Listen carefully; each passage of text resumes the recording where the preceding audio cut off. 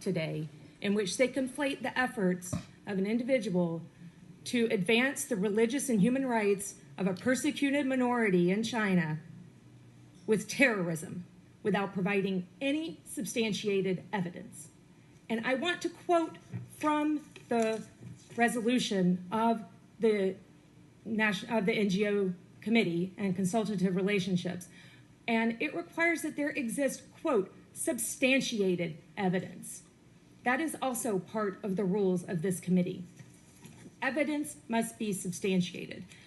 There seems to be a belief that the United States does not take its responsibilities as the host country of the United Nations headquarters very seriously, that we just let known terrorists enter the United States willy-nilly to come and hang out here at the UN without any regard for the safety of our own citizens.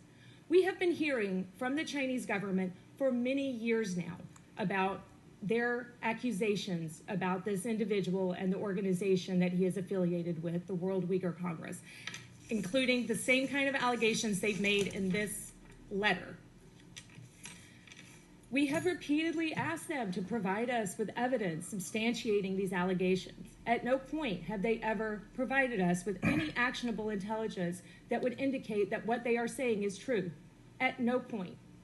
To this end, the United States has provided Mr. Issa, a German citizen in good standing with no criminal record, a 10-year multi-entry visa to the United States.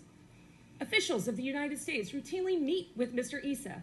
Again, if Mr. Issa were, in fact, an actual terrorist responsible for the many acts that the Chinese government has accused him and his organization of, does anyone in this room seriously believe we have troops on the line, young American men and women on the line in Syria right now fighting against ISIS and jihadist extremists?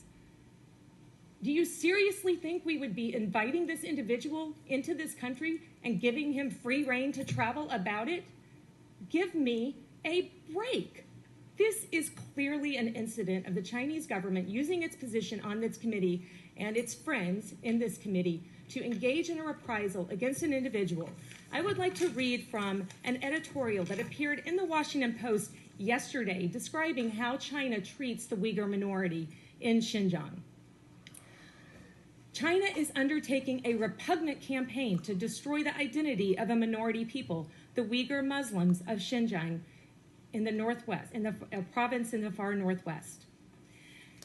There have been a number of well-documented articles, and this editorial goes on to quote them.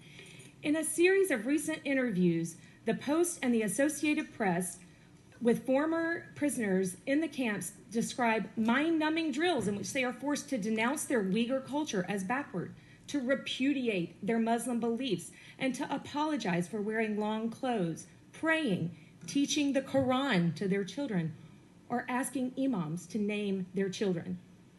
Many of these reports were documented by looking at Chinese procurement requests on Chinese websites, by the Chinese government websites, where they requested companies to participate in tender offers to build the